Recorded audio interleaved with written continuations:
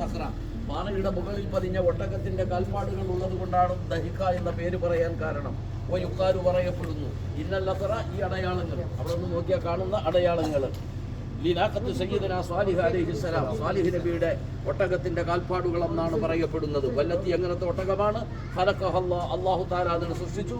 ആയത്തൻ ലിഖൗമി സമൂദ്, സമൂദ് ഗോത്രത്തിന് ദൃഷ്ടാന്തമായി. വിശദീകരണം എങ്ങനെയാണ്? അള്ളാഹുവിന്റെ പ്രവാചകന്മാരോട് എല്ലാവരോടും ആളുകൾ തർക്കിച്ചിട്ടുണ്ട്. വഇലാ സമൂദ അഖാഹും സ്വാലിഹ ഖാല യാ ഖൗമി ഇബ്ദുല്ലാഹ മാ ലക്കും മിൻ ഇലാഹിൻ ഗൈറു. സ്വാലിഹ് നബി വന്നിട്ട് ജനതയോട് പറഞ്ഞു, കല്ലും കരടും ഒന്നും ആരാധിക്കല്ലേ, അള്ളാഹനെ ആരാധിക്കുക.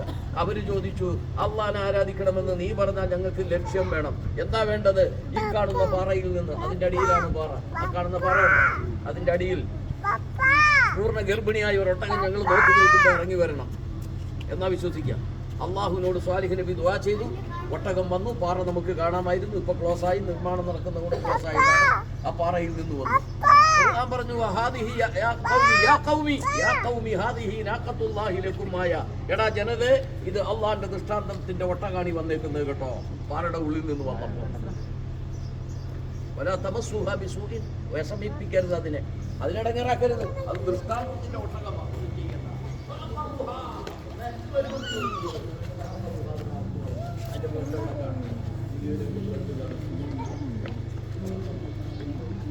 അപ്പൊ നബി പറഞ്ഞു, ഡൈ ആയിട്ടില്ല,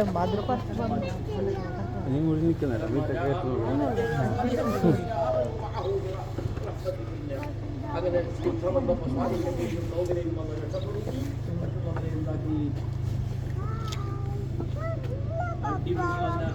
ഘോര ശബ്ദം കൊണ്ട് അവരെ അല്ലാഹു തആല വിട്ടു കളഞ്ഞു.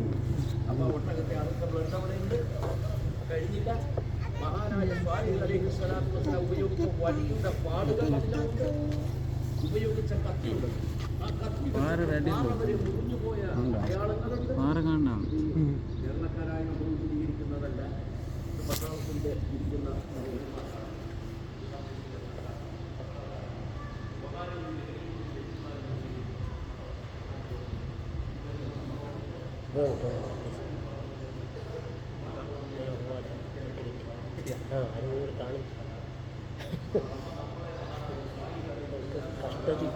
കിട്ടിയത് കാളിൽ കിട്ടി.